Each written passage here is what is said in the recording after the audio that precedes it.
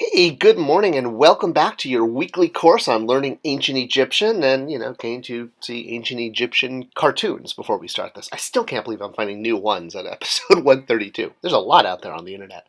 All right, let's start with last week's homework. And hopefully you've recopied this and taken some time to study it. Hey, maybe you were able to just read it straight through because your skill set's improving. The first thing you're going to notice is our stop sign at the beginning. The papyrus read followed by the chick, U-I-W, or Y-W. And if you recall, this is just a stop sign at the beginning of a sentence that tells you are in the past tense. Literally, it translates to someone did something in the past. But you're not actually going to say that because, well, it's not really needed. It's just to jog your memory. So the first thing we're going to do, like with any new sentence, is we're going to do the transliteration, making sure you also include any of the sound complement marks, the dashes, the little triangles, the upside down triangles, etc., that tell you how to pronounce each letter. Once we've done that, we can move on to transliterating it the translation, excuse me. The first word, gave, and it's gave because it's in the past tense. And in this case, we have she gave because we have the pronoun she, the S, the bolt of cloth there, which I've circled here. So she gave. What did she give? And, well, the new word we learned last week, sanctuary. The baby antelope followed by two N's and a determinative for a place. Who did she give sanctuary to? To. The word T-O. Well, again, a new word that we learned last week, the crew, followed by a determinative of plural, which is actually going vertical. And then lastly, we have the word the boatless, which is a double baby antelope. So the whole sentence then becomes, she gave sanctuary to the boatless crew. And you can see how, if we're putting it in English, we have to change the word order in order to actually read.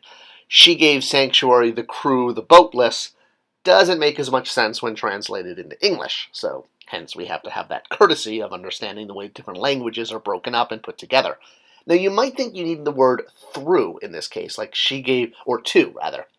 So saying she gave sanctuary to the crew. And yes, this could be added, but because it's heavily implied, it's not necessary. Also, there's a bigger reason, because otherwise you have this odd word hanging off at the end that's just a single letter.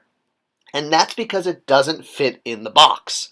And what do I mean by that? I mean literally it doesn't fit into the box. And this is a really important aspect. So welcome to actually a very important episode of Doodling with Purpose, because we're going to talk about the box structure. We kind of got into this last week, but I realized, hey, we need a whole lesson on this. So here is the Egyptian box with a reminder of the way to read it. First the top, then the left, the bottom, and then the right. Now, I filled this with actually random glyphs just to demonstrate this. And some glyphs are long, some are tall, some are thin and fat. If we were to write this out letter by letter in a straight line, you would read it water sign, placenta, loaf on a surface, and then bolt of cloth. And if you put them into a box, you have to be conscious of making sure long signs are where they need to be, flat signs are where they need to be.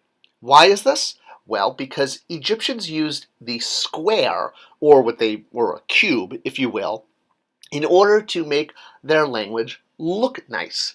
We've talked a lot about this with graphical transposition. So as an example, let me show you my name. So my name is Scott, S-C-O-T-T in English. When I write it in hieroglyphic, I usually write it with the SK sound, followed by the vulture, the A, followed by a loaf, T. This is what I write when I'm writing my name, for example, on a coffee cup, or something that I want to say this is Scott's, and I'm not thinking about the cube structure. If I'm thinking about the cube structure, how it would actually be written by a wall, it might be advantageous for me to add an extra T. Now granted, there are two T's in my English name, but that's not necessary in hieroglyphics. The reason I would add an extra T in hieroglyphics is because it fills up the cube. You can see how that extra T at the end makes it a nice, even set of glyphs.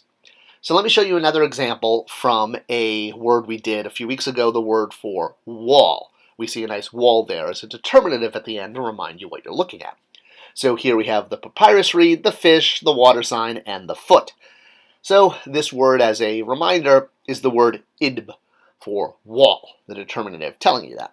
And again, you'll notice, like with many words, you have that echo effect where you have single signs or single sound signs that are bordering a double sign. Could be a triple sign as well. So anytime you have that echo effect, you don't need to pronounce those signs, those sounds, because it's just there, one, to jog your memory about what the bilateral sound is, but it's also there to help it look better in a square. So look, if we wrote this just with the determinative and the necessary letters, it's not that pretty. It doesn't fit into a square that well. You've got the fish sort of as a long, flat sign followed by two tall signs. So it's weird. It's not aesthetically pleasing to the Egyptian eye, or even the modern eye. What they'll do then is by adding the extra letters, such as in this case, the papyrus reed for I or Y, and then the water sign N, well, it balances out the structure when put into a box. You can even flip the determinative and make it a long sign at the bottom.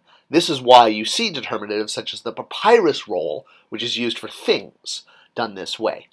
And this box actually contains a box within a box. I know, it's like me watching me watching me. It's an old space joke, coast to coast joke. Anyway, so if you look at the way the IN for fish, followed by the N, this forms a perfect square within a square. And as I mentioned when we covered the fish a few weeks ago, it's actually a little bit of a joke because it's the fish in water. You know, maybe the fish I know is over water, but that's the way the Egyptians would write that. So, yes, absolutely. The Egyptians had tons of puns in their hieroglyphics. I'm not making that up. They really did. You see this a lot with mouth and the tongue sign. Usually, sometimes that can be replaced, the R sound. They'll even replace it with the ox tongue because the tongue is in the mouth. All right, so let's start with two squares. And for your homework this week, I want you to try a few things. One, try your name and spell it a few different ways. Longer uses, more letters, fewer letters, and see how it works in the box. Then try these two words, the word for day and the word for widow. And I've left off the determinative for widow, the female, but you may want to use it. You may not want to use it. It all determines how you're going to get it to fit into that box and be read in the correct order. If you need to expand it with more letters, more complement letters, please do that. That's the best way to understand how the words fit into boxes and how Egyptians stretched it out.